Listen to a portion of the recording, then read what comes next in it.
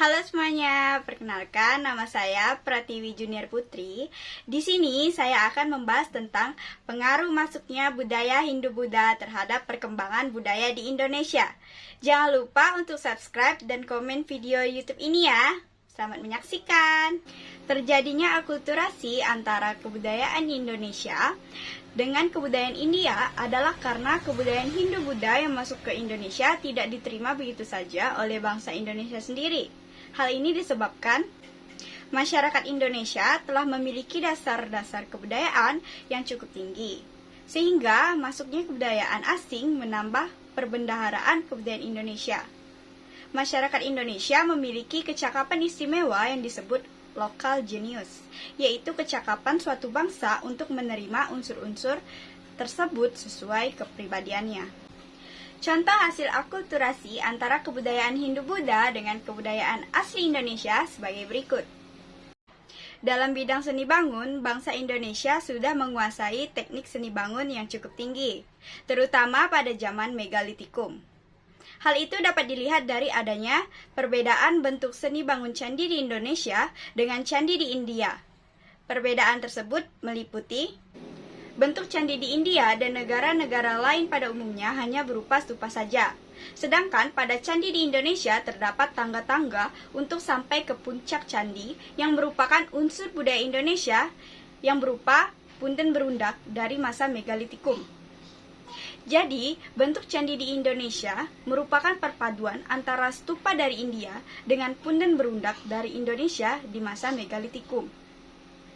Fungsi candi di India adalah sebagai tempat ibadah, sedangkan Indonesia selain sebagai tempat beribadah juga sebagai tempat menyimpan abu jenazah raja yang dipengaruhi oleh konsep Dewa Raja. Masuknya pengaruh India juga membawa perkembangan dalam bidang seni rupa, seni pahat, dan seni ukir. Hal ini dapat dilihat pada relief atau seni ukir yang dipahatkan pada bagian dinding candi.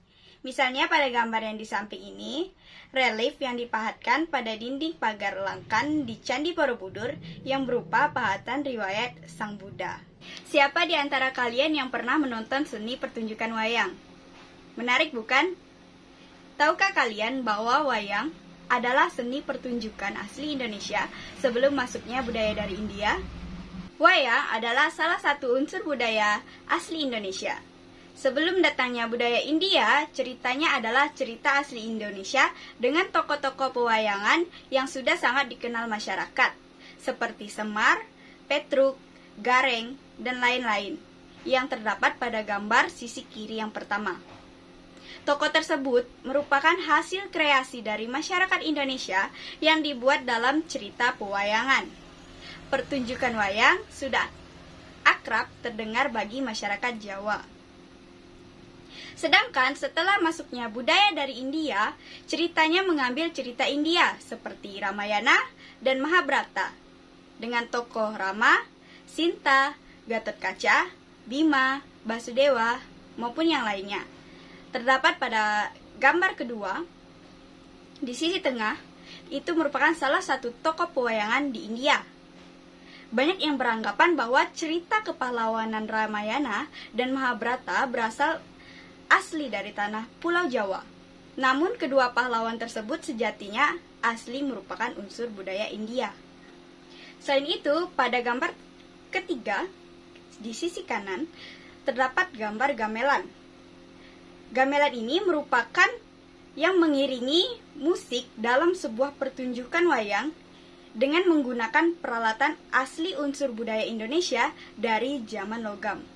Sebelum datangnya budaya India, sistem pemerintahan di Indonesia adalah pemerintahan dalam lingkup suku yang dikepalai oleh seorang kepala suku.